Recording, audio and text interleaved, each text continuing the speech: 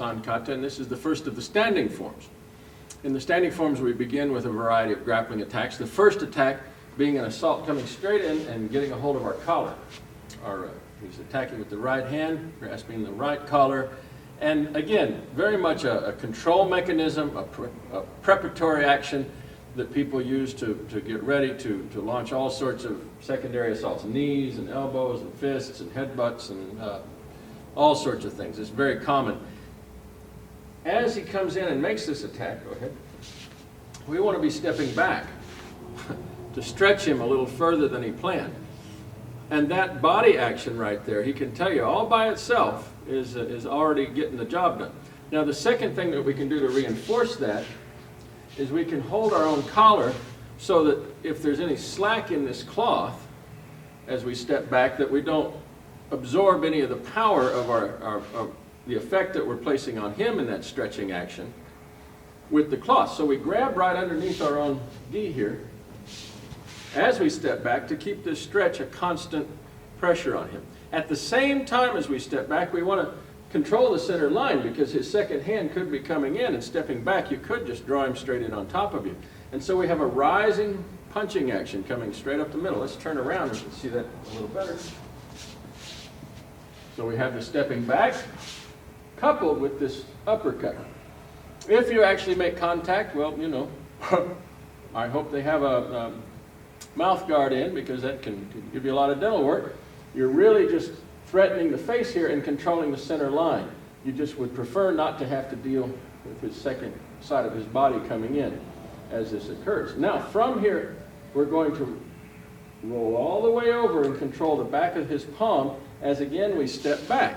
And this rolls it out to make a Mawashi position for us.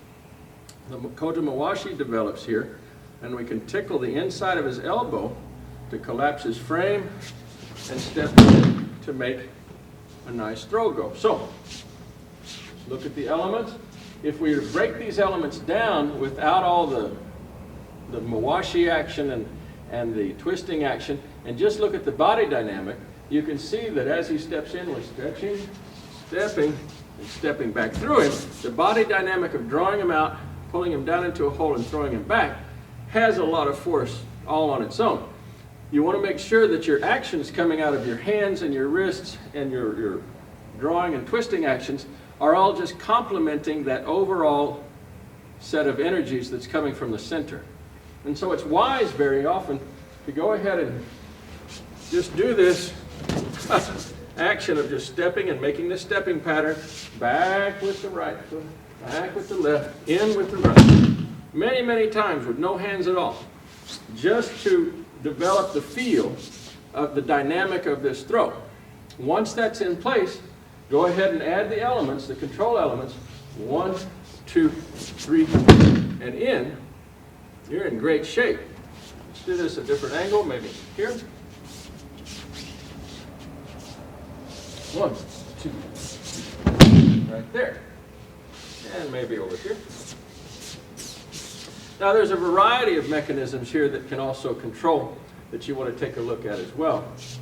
Because not only do you have this covering action with this hand to go to Mawashi, but let's say he's being very stout and stubborn, and I try to twist this over, and stepping back, I get no ability to it at all. Even if I'm holding it firm to my body and twisting my body, I may not be able to actually rotate this point if he's very, very stout. What you can do, however, is you can turn your own gi right here, and that does twist him over, oddly enough, and give you a nice entry. So that's a nice complementary technique. This is very much the standard thing that we see, the turning over with the body turn. But there are times when you want to practice against a full-bodied, he's got the intensity of unbendable arm happening here. We twist it over with the gi itself, turning the gi in his grasp, and then coiling through to make our entry. These actions can be very useful for you in understanding where the rotation is actually taking place in controlling his arm. Thank you.